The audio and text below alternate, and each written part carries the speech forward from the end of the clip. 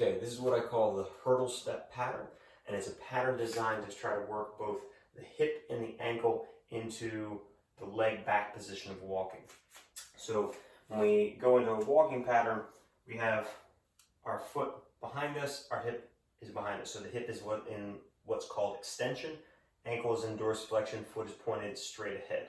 Now, a lot of the times if someone can't extend efficiently through the hip or they don't have the motion in the ankle, this becomes dysfunctional, and instead of extending through the hip and dorsiflexing in the ankle, they tend to take a step forward and they either reach the limit of the hip or the ankle, knee bends early, and they tend to toe off the ground, meaning the calf ends up doing a lot of work instead of the hip. So we're basically going to try to do something that's going to force the brain to try to figure out how to do something different. So I've got a half roller here, and I've just got a stack of RX pads.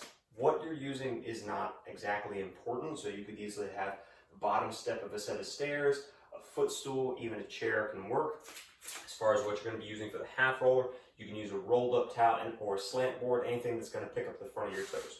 So you're going to place this maybe foot and a half away from this. If you're really tight, you might want to be closer to it. Same thing from here. This is kind of high for a lot of people to be able to have their ankle on, so you may need something lower depending on how tight things are. Some people also have a problem with balance with this, so you can do this by standing inside of a door frame. So you can have your hands on the side, or you can use a stick on the opposite from the standing leg to be able to help balance and stabilize while you're doing this.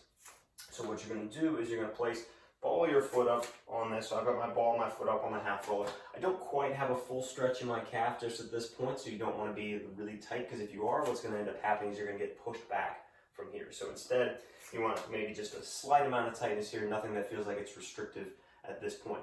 And what you're going to do is you're going to start offloaded. So I'm going to load my right leg with my left foot on the step. And what you're going to do is you're going to step forward, keeping the heel down on this leg, and you're going to place your foot out in front. So here, I get a little bit of tightness in my calf, but most of my weight's still in this leg. I don't want to lean forward and have my heel pop up from that perspective.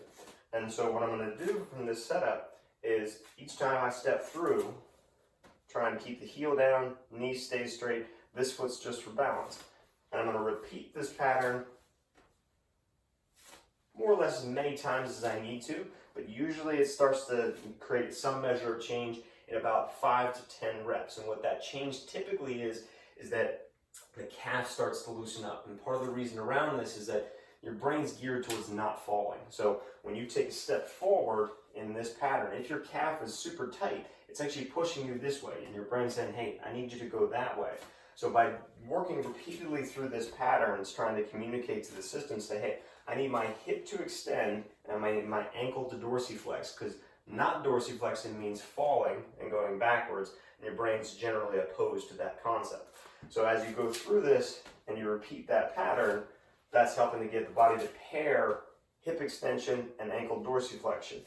Quick thing, make sure the foot doesn't turn out while it's on there, because that's again going back to a problematic pattern. We don't want to be here in our walking cycle. We also don't want to have our knee straight but our foot turned out, because that's going to swing the pelvis, and that's no longer hip extension. So again, foot's pointed straight ahead, stepping through. You may have to do this only on one side, but most people need to do this on both sides so that they can free up from there. That can also sometimes free up the hip flexor, because the leg is loaded in a straight position, quads get a little less tight. It kind of works as a general overall pattern that helps to facilitate your ability to bring your hip and ankle behind you, foot straight ahead, so we get hip extension, ankle dorsiflexion. Where you would go from here is you might do 10 or 15. If you feel like it gets easy, then you can, in which case, bring your foot up higher so you get more ankle dorsiflexion, or you can also shift your weight forward a little more, that so long as that heel stays down. So as you shift forward, you get more hip extension and ankle dorsiflexion together to be able to work through that. You might go through maybe 10 or 15 reps depending on how it feels, or you can do more. This works really well prior to going for a walk, so that you can have access to that motion, and then you're going to reinforce it as you go for a walk, or you go into exercise that needs that access to hip extension and ankle dorsiflexion.